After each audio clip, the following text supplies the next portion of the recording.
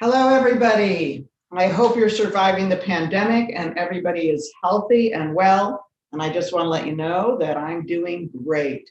So we haven't been twiddling our thumbs at WitUps for the last year. We've been working on the remote work project. And today I'm going to share the findings on how people have been experiencing remote work over the last year during the pandemic, what we can learn from it, what really matters. Hopefully you've downloaded the slides, and if you want to send a message or ask a question, just join the chat. There's a join the chat button on the live stream. So, let's get going and talk about what's going on with remote work as we understand it.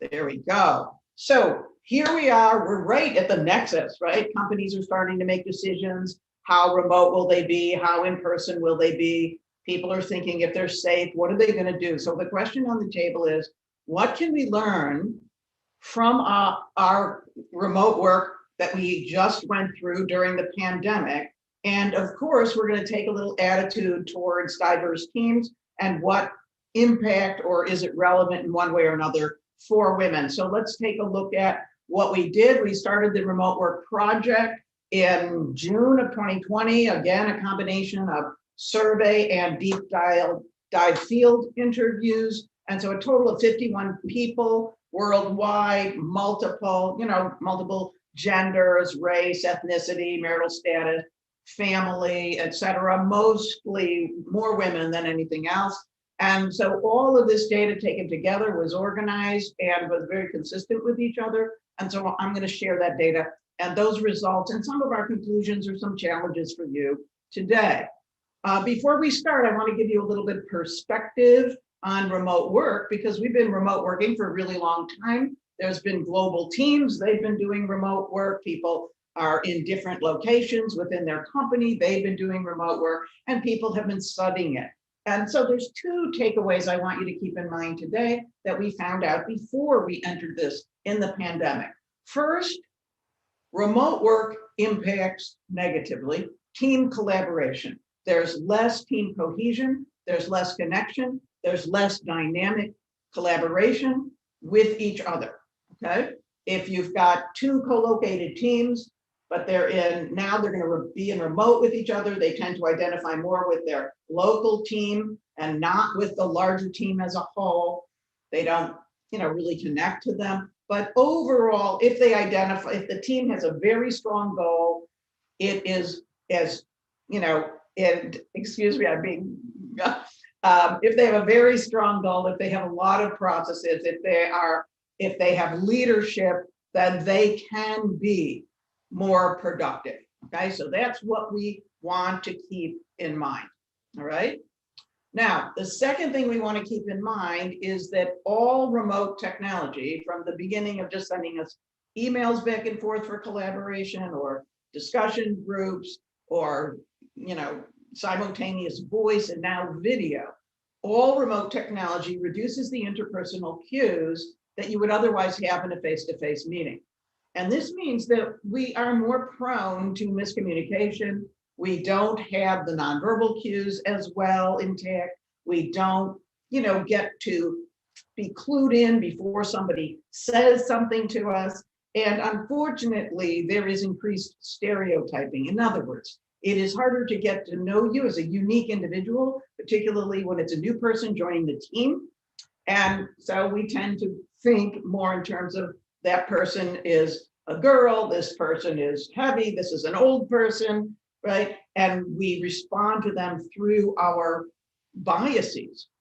Whereas if we're in person, we can actually get to know you. You will, your uniqueness will shine forth.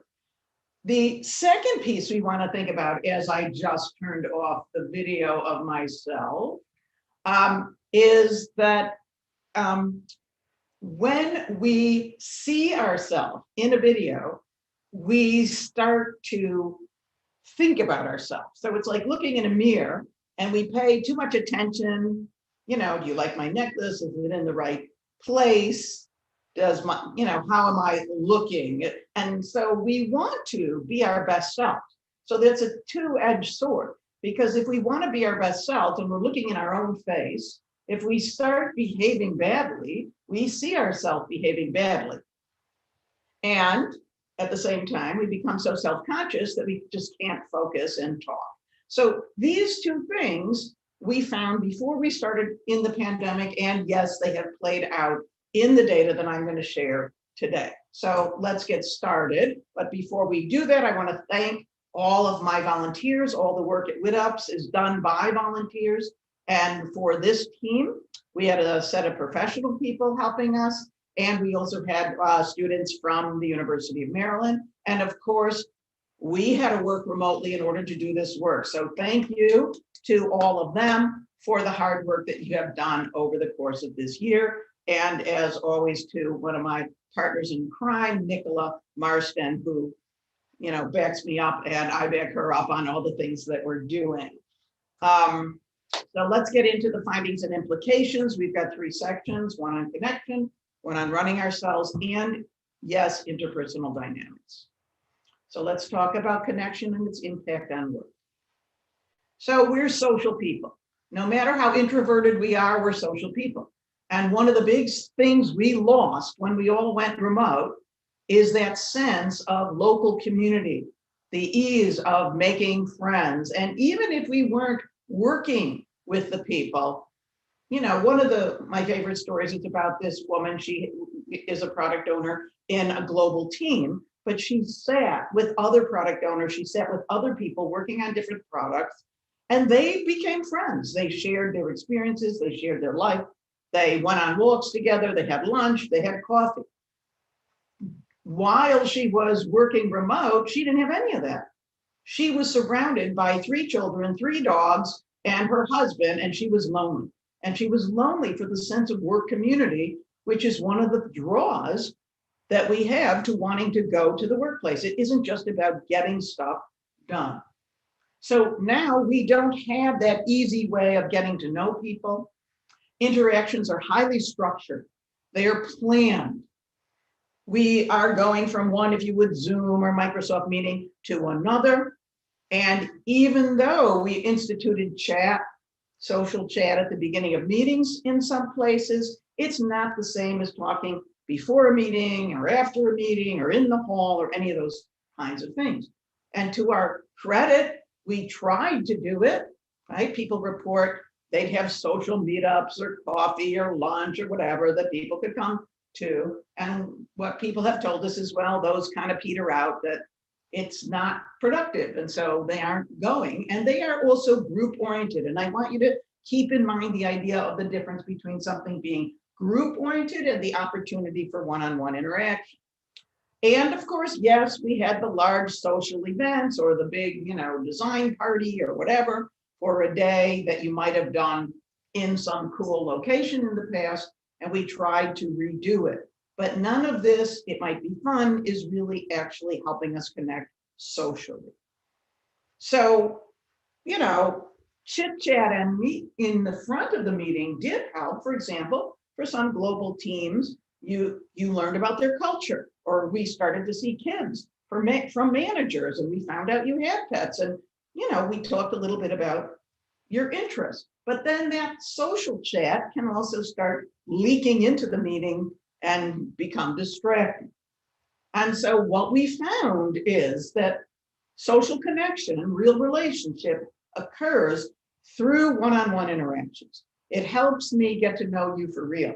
You'd have to be in some context in which we were going to have some kind of video meeting with each other one-on-one, probably to do work. And then as is always the case, when you work one-on-one, you'll talk a little bit about life and you'll talk also about work. But the idea of setting up 20 minutes in order to just drop in and find out how you're doing, for example, the person we were talking about before, in the course of a year and a half, one time talked to one of those women she used to sit with, and she felt that she was wasting time, that she was stealing time from the company, because the company is not sanctioning spending time just to catch up with each other or get to know each other.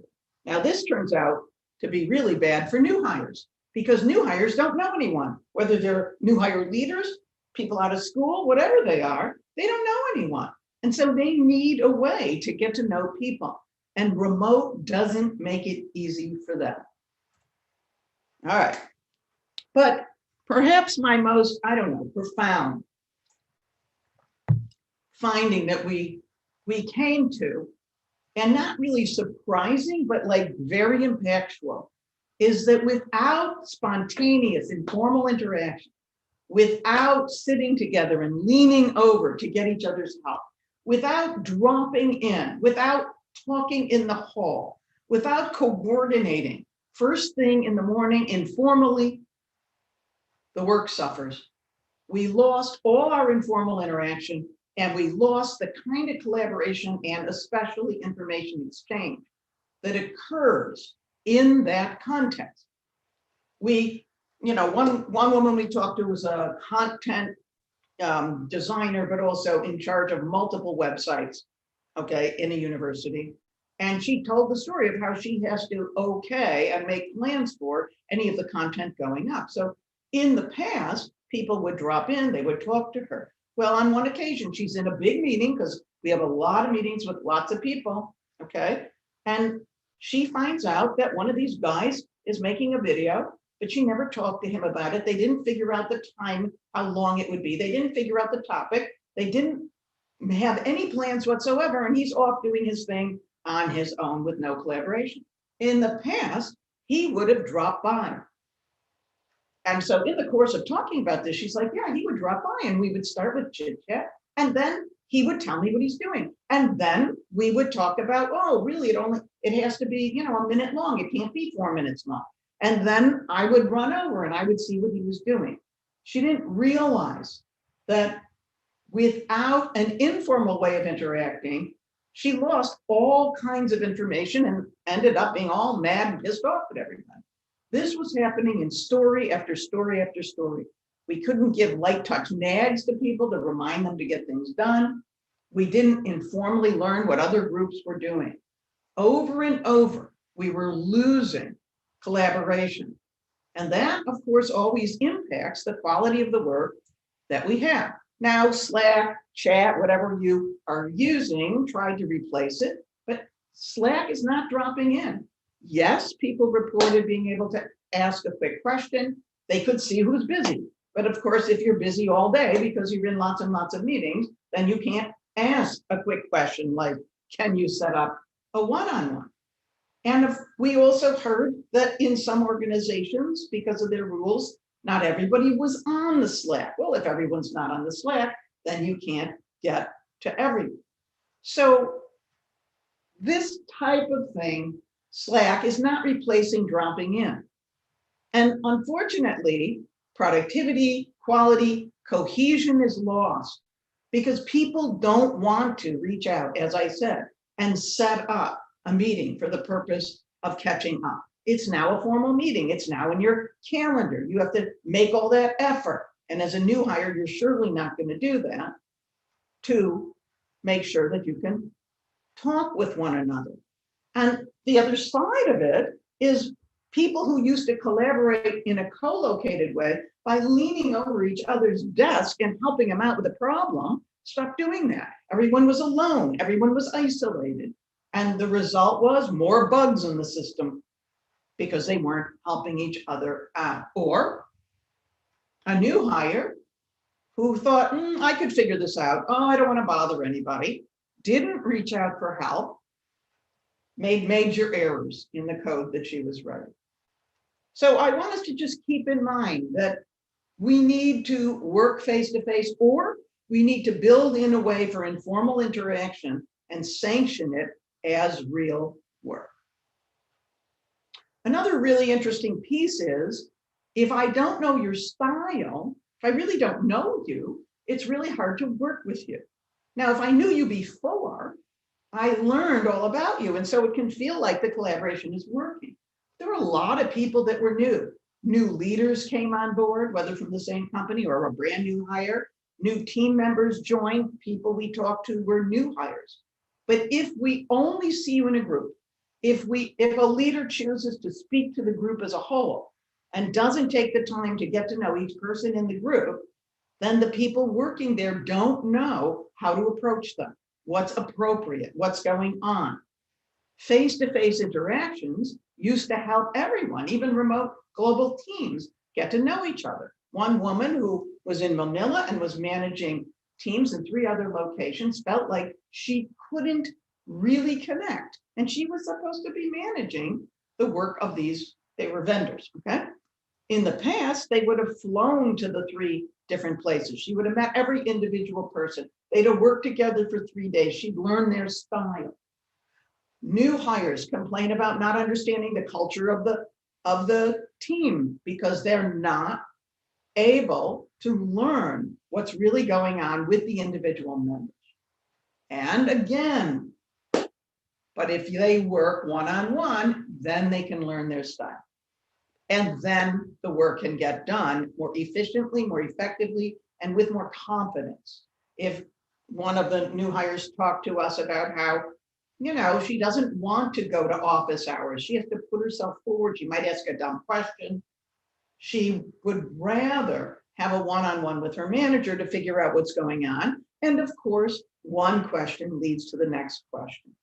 So people need to know each other's style to effectively collaborate remotely, and we have to build that in. So taken together, remote work is simply undermining quality work, group cohesion, a sense of belonging, work critical communication, and new hire integration. We're not saying the work didn't get done. We're saying it's not the same as working together. And we're challenging you. If you're going to be an all remote company, if you're going to work with others remotely, you got to think about these things, and you have to start designing solutions to get more one-on-one interactions and to get more loose time. All right, so that leads us to, let's talk about running ourselves. How do we run ourselves? Well, we're doing the same stuff. We do the same stuff that we did when we were face-to-face. We have the same meetings, managers have the same responsibilities, but now it's all remote. So what happens? Well, our collaborative tools are great. We can do things we've never been able to do before. You still have to learn them. They're not as fast. That's absolutely the case. But what happens to the workday? Well, one of the things that's happening is that people have turned everything into meetings. And so you could start your meeting, especially if you're a global team on some time zone, whatever, 6 in the morning, and be in one meeting after the next meeting, after the next meeting, after the next meeting all day. There's certainly no time in there to talk about informal interaction or chat before and after the meeting. In addition to that, meetings can feel long, they can feel time wasting. If they don't know if they have to go, it might be irrelevant to them. There could be technical glitches. They could end up, one woman talked about how she had to be in meetings from 9 a.m. to 2:30 in which she had to listen and participate in no way. Okay, I don't know about you, that would be terrible if I was in a face-to-face meeting to start out with, but that sounds really horrible if you're Zooming. Can you really pay attention? And so the center of the way we run ourselves is inside of meetings. That's what happened when we're remote. Now, it was also the case when we were working face-to-face, but not to such an extent.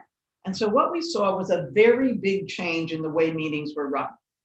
Whereas we've been recommending more structure for years in meetings, what we find is that people have started to take on structure and structured meetings when they are in remote meetings, because if you don't, they really don't work.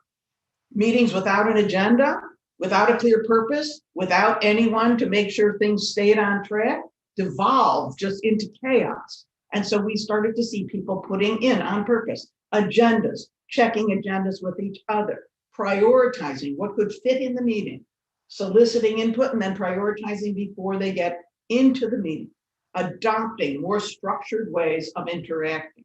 And of course, if you're a Scrum team, Scrum in this case serves you well because stand-up meetings, retrospectives, these all have rules and rules of engagement. And so that's easier to do when you are remote. The other thing we saw consistently, and of course that we have seen even before this in in-person meetings, is that a shared document that's basically guiding and capturing the results of the conversation is essential. If everyone cannot see the same thing at the same time, they get lost. They get confused. And so people, even when they had a collaborative tool, let's say Miro board, and you were sharing a design, they would still share it on the screen in order to indicate exactly where we are. So a shared document was always recommended for guiding the discussion, but if you're in a remote meeting, it's absolutely essential. So as we move to increase structure, I want you to encourage you to do that more and more, because structure is good for having good meetings, but structure is also good for women in diverse teams. Everyone knows what to do. They know the rules of engagement, and they also have some structure around participation. And we started to see more participation structure and the need for structure in how people talk as we studied what was going on over the course of the last year. People were talking all over each other. It was chaos. Hand raising doesn't really exactly work. People are people. They start talking over each other. So we saw teams institute round robin sharing. Well, round robin sharing is great for people who have a hard time speaking up, whether that's a newcomer or whether that's somebody who, is a little bit nervous because they're from a diverse, underrepresented population. One team used a randomizer to decide who would go first. That's another great way to equalize talk. Or the manager would call on people and so control participation. We also found that, as we said before, that participation could get out of control. If you start chatty in a meeting, right, and there isn't a real start now, that can, start taking up way too much time in the meeting. And now you have to, people are like, oh, we're going to be impolite. We have to stop these people from talking. So push towards managing participation was another trend we saw in how we run ourselves. Now, on the other side, somebody who's speaking like me, they care about whether anyone's paying attention. And so they're monitoring it. And people figure out, well, if you're asking questions, you're paying attention. But over time, less questions means people aren't really taking it in. Or if you're having camera off, and we're going to talk more about camera on and camera off, and people start hearing key clicks, or even if you just have your camera off, people assume or can assume that if they're presenting, you're multitasking. And of course, if you're in 6 hours of back-to-back listen-only meetings, well, you probably are multitasking. Another really interesting finding is that people change their participation. So now everyone is alone. Everyone is in their own little square. Their entire presence to the team has to do with what they do in a meeting. And so people are talking more. Their participation is public. They talk more than they ever did when they used to be in a co-located team. Because in a co-located team, when you're doing the work, everybody knows about the work that you're doing. They already know what your work is. But when everyone is isolated in their own little square, nobody knows the work you're doing.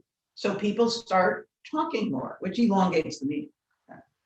Another thing that happened is before, people would talk over their ideas in preparation for a meeting. And we found stories in which people, well, they didn't do that. And they didn't maybe even know they did that because they were co-located. And so instead, the meeting gets chaotic because now the two people that needed to get on the same page have to work it out in the meeting, talking across everybody else to figure out what it is that they were going to say to this person over here that they were sharing directions to. Or it gets so chaotic, people just shut down. They don't ask for clarification. So remote requires participation structure, and it also requires some planning of who needs to collaborate before they get in a larger group meeting so that that meeting itself will work. Now, of course, to run ourselves, we have to collaborate. That's, you know, said, and we are using, as I said, the collaborative tools. People do have to learn them. They do have to adjust. It depends on, if you would, the tech savviness of your overall organization. And yes, we will run some large collaborative group meetings. Things like training, brainstorming, design critiques. Again, want to recommend the kinds of structure we've been recommending for a long time.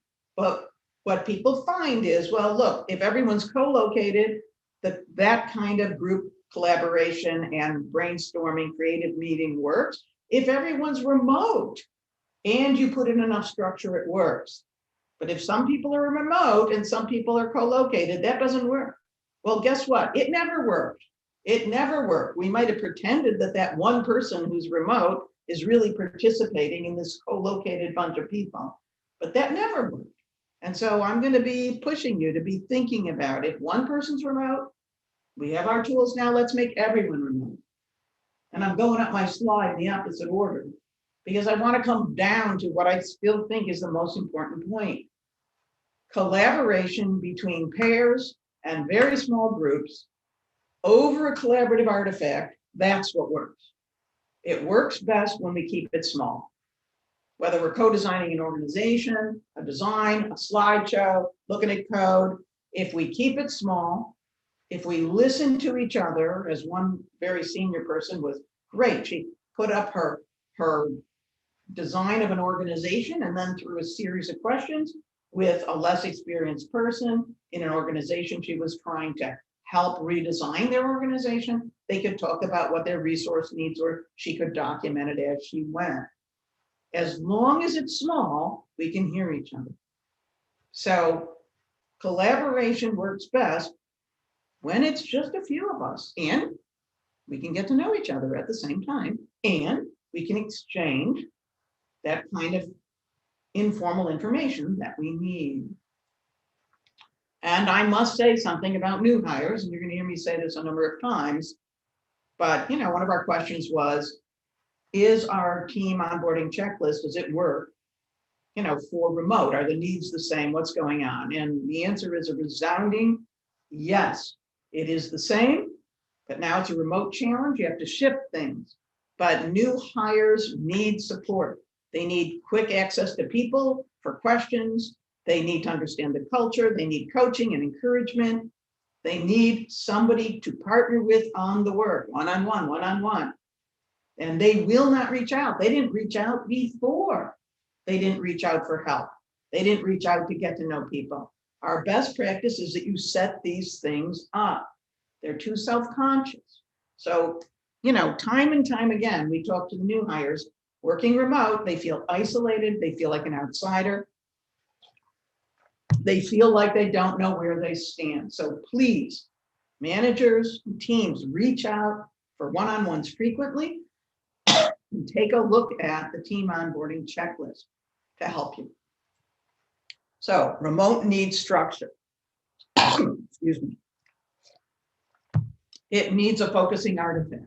This is just good meeting process, leadership, a mission, an agenda, and it's good for diverse teams. And if we're going to do remote stuff in the future, or if you're going to be all remote, remote can equalize power. It can ensure everyone is heard if everyone's remote. So I highly suggest that if you're going to have anyone remote for that meeting, make everyone remote. All right. I haven't coughed all day, and now in the middle of this, I'm coughing. Let's talk about interpersonal dynamics. Now, if you've been following any of our stuff, we did the Valuing and Jerk project, that we care about how people treat each other and that people care about how they are treated. So interpersonal dynamics are gone, right? Everyone's alone, working alone. The question on the table is, well, what happens? What happened to the valuing and jerk behaviors? What happens in the world of the interpersonal? Well, in our survey stats, we asked a question. I observed more valuing, or I observed more jerk behavior since being remote. And as you can see, and this is followed up with our qualitative data.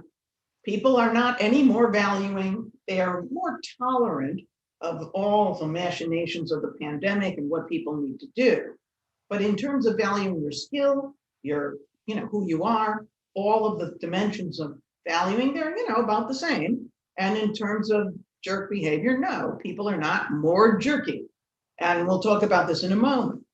Valuing matters. The Valuing and Jerk Project tells you exactly the kind of valuing that people need. We need to simply do it. If we look at the remote findings, people need manager support, they need coaching, they need championing of themselves, of their work, and of their career. And the stories we heard is, I know my manager wants to support me, but no, they're not doing anything. I don't know how we can get these things to happen. There's less coaching and support. They want coworkers to follow their lead, ask them questions, etc. That's valuing, but not if your video is off and you're key clicking, right? They want to be known personally. They want you to take time with them. But we don't encourage that when we're remote, at least we haven't for the last year. Admittedly, we've had enormous pressure, fear, and everything else. On the other hand, there's no reason we can't do this. And we did see some increase in, increase in the functionality in the Zooms and in the Teams. We got more emojis. We can, send hearts and claps and little notes, and that's all good. So if you become a valuing culture, you can do it if you're remote, but you have to do it. So go take a look at what that valuing behavior is. And, what about jerks? Okay, the reality is jerks are still jerks. So people were jerks before, guess what? They're still jerks later. If jerk behavior happened before in your organization and it was tolerated and nobody stomped on it, well, then it's not surprising that it's going to happen when you go remote. It might be a little bit more difficult to do, right? But it still happened. Not a lot, but it still did. So, what are people talking about? No, do not yell. Do not talk in a harsh tone. Do not belittle other people's skills in a group. There was nothing more horrifying than the story of a designer presenting results in a public group with a VP in the room, known for not being so nice, in which he just lit into her, saying that her ideas were ridiculous, that her designs were terrible, right in front of everybody, right? I mean, you could visibly see that she was upset, okay? This behavior is unacceptable. It's unacceptable when we're in person, and it is surely unacceptable when we are remote. Now, the team responded, and it was very interesting. I have this in a bullet later on, but I'll tell the story here, because they saw what was going on. Everyone is staring at everyone else's face. And so they would send little supportive notes to her during the meeting. They actually sent notes back and forth to each other, trying to figure out who should say what to try to intervene. And eventually, a more senior person just stopped the meeting, just took it over and ended it. And then people had to deal with the fallout. But jerk behavior is still jerk behavior. If you devalue my capability, my job, as I said, one woman was very upset because this guy just thought her doing her job was an imposition on him, and what she wanted him to do was busy work that some low-level person should do, not him. And so she had to intervene in order to get him to do it with another manager. But that doesn't make her feel good about the work, and she was a new hire. And if you don't listen to my ideas, if ideas are dismissed, then that is devaluing, and that still happened, okay? Now, what we did find that I want you to pay attention to is if video is off, even if you're getting criticism from a valued manager, as was the case with one of our developer new hires, it comes like it's coming out of nowhere. And this was from several people, like, boom, I didn't see your reaction to the work. I didn't see your face. I couldn't even see it coming. And this isn't even from anyone doing jerk behavior necessarily. So it feels harsh, it feels loud, it feels like a negative push, it feels rejecting. If we're going to give criticism, either do it in an organized critique meeting with structure, but whatever you do, keep that camera on.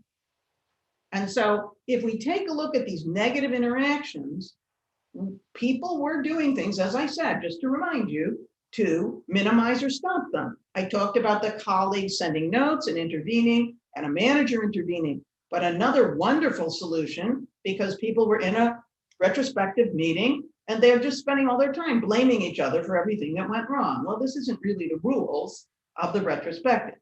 So they intervened. How did they do it? They gave the meeting structure. They used a new tool. The tool structured everything. It ensured that personal attacks could not happen. People would put their comments in individually, not by going around the room. Then they could sort them, they could look at them, and they could have solutions. And people can steer them away from personal attacks. So if we think about the overall behavior, putting in meeting structure is always the best way to deal with devaluing interactions. All right, now let's do this video on, video off. As we said, if you have more cues, you have less misinterpretation. Visual cues help us interpret interactions more accurately, and video on helps interpersonal dynamics. When new hires came on board, everyone turned their video on. If you really want to connect with the team, if you want to meet people, the video needs to be on. And it even needs to be on in one-on-one interactions if you don't know that person well, so that people can get to know each other. We can see their reactions to proposed ideas. We can know when to intervene. Video on, and this is interesting, may equalize power and help people to speak up. Because with video on, it doesn't matter if you're 6'4". You can't tower over me. You can't lean into me with video on, okay? You, even if you're kind of projecting and yelling, it's going to be more muted. And when we were talking to people, they talked about this kind of protection of the screen, that they just somehow felt safer. She felt safer.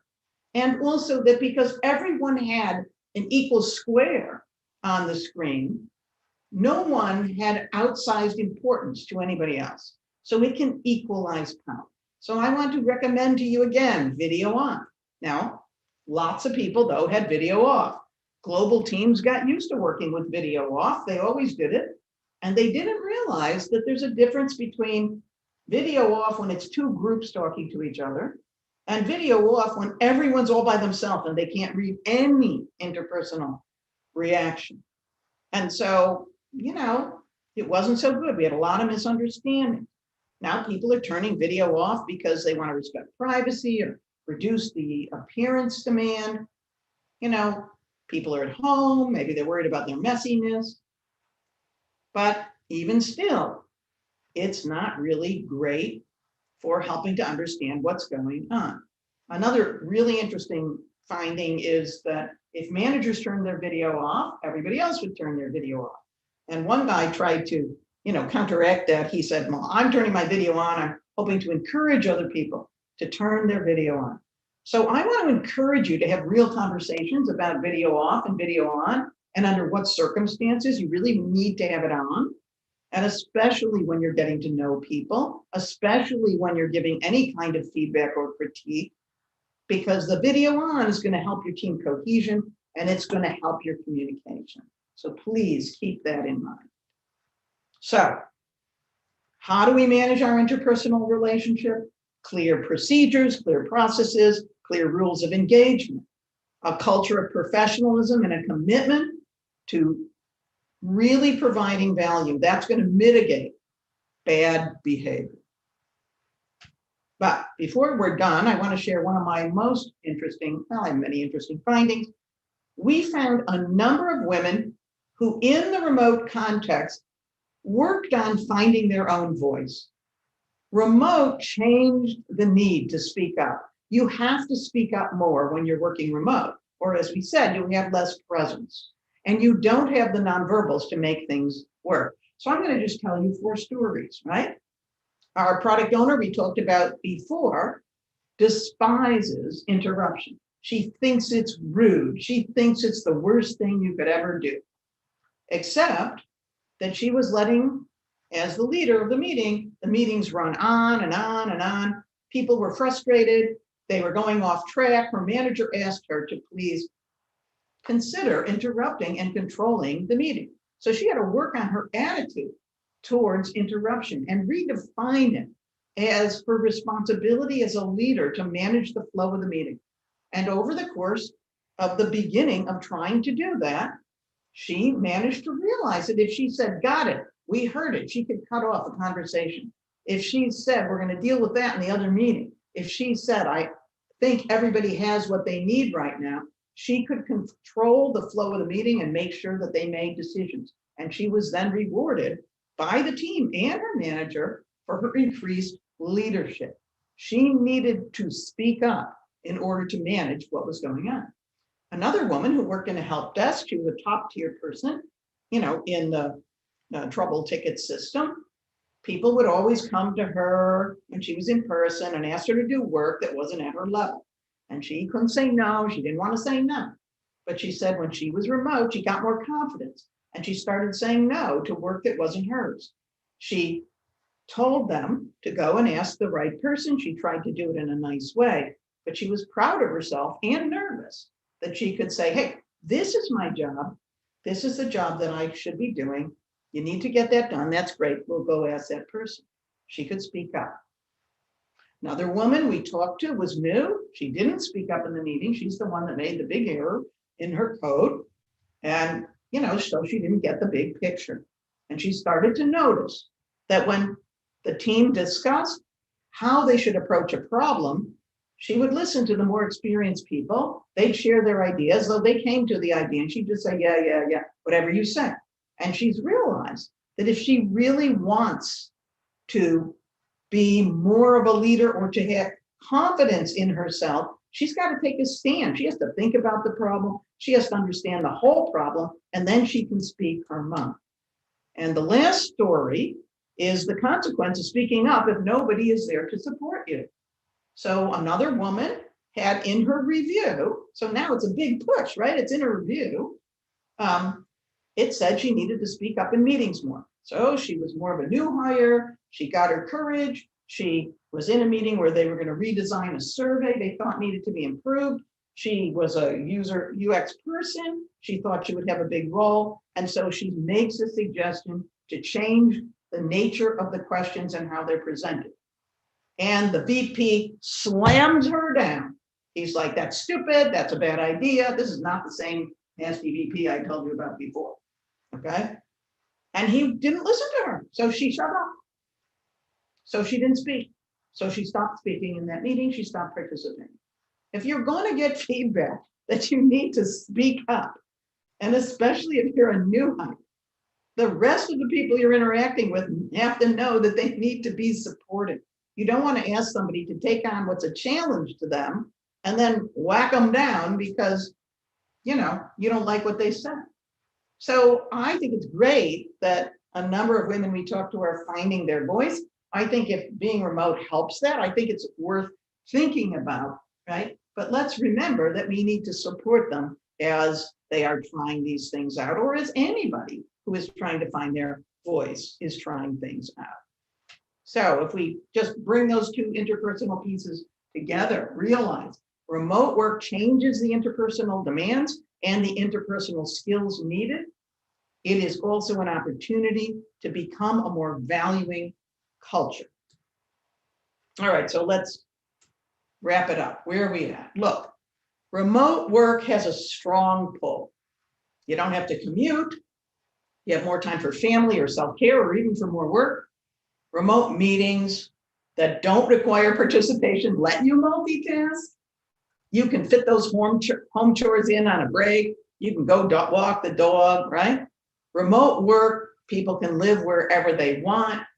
Remote work gives you more life at home.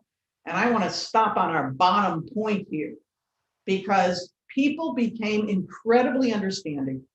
People became incredibly flexible in our tech culture. Not necessarily great for families in the world, but in tech culture, babies attended meetings.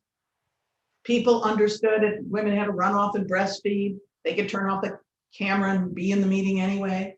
They understood if a father went and walked his kid. They understood that they'd be listening in as they tried to manage childcare. They understood that they had to work off hours because people were managing the kids, little kids' schooling.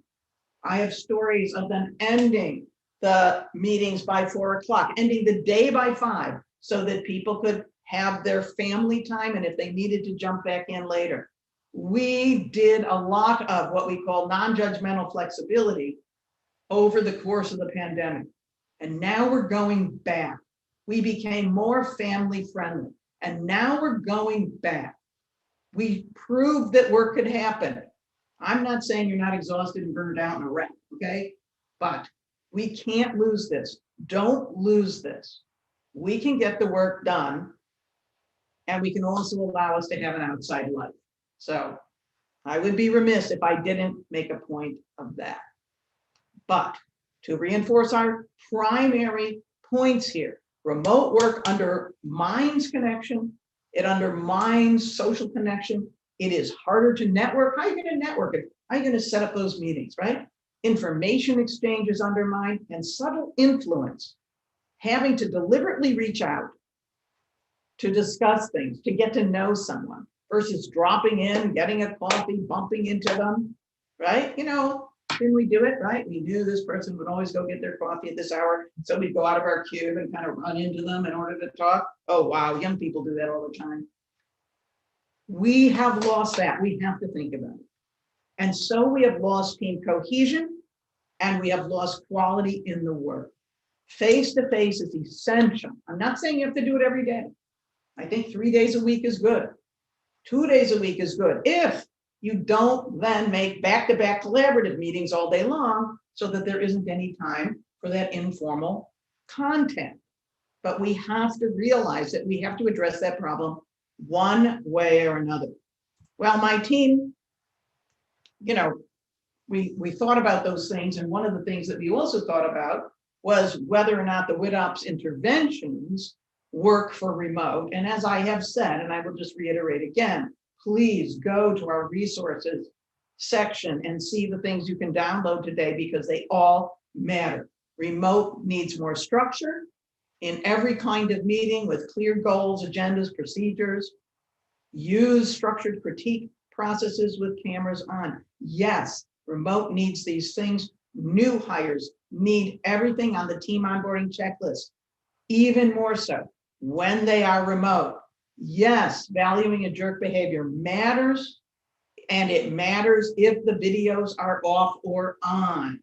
Please go learn about our character posters and a workshop surrounding them, and create a team manifesto or rules of engagement so you can help modulate how people interact. I don't care if you're a small startup or a great big company, every team that's a team needs rules of engagement and an agreed upon way of saying, what kind of team do you want to be?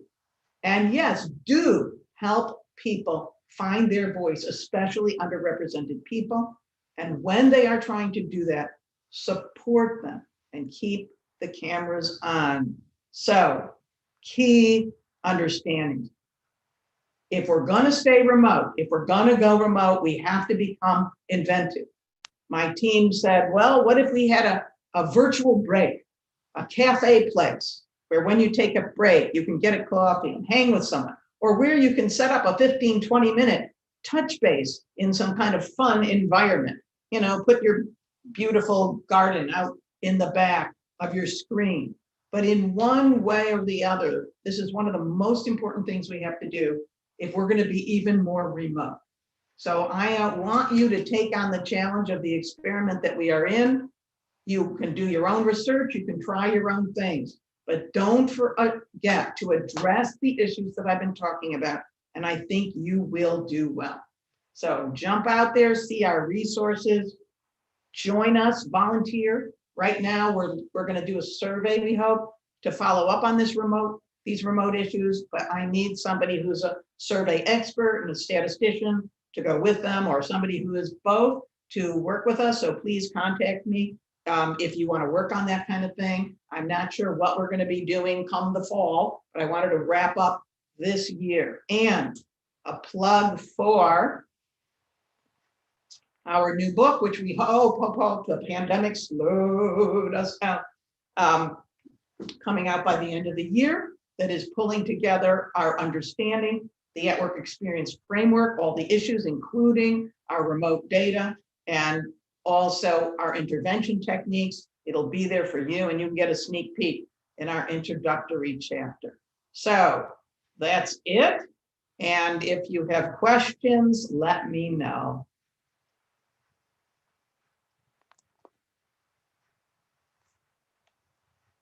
Looks like we don't have any questions.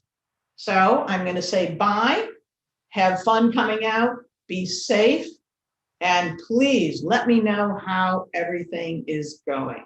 And I'll talk to you and see you soon.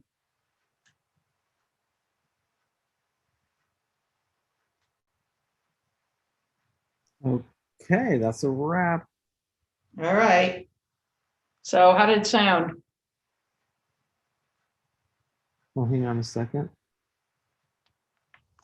Are you going to come back and talk to me for a minute?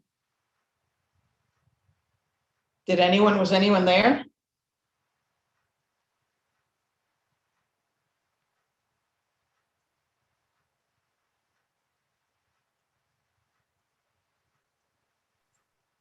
Hang on, Karen, the stream isn't ending. What? The stream isn't ending well, so hang on. Uh-oh. Please make sure YouTube doesn't have our chit chat.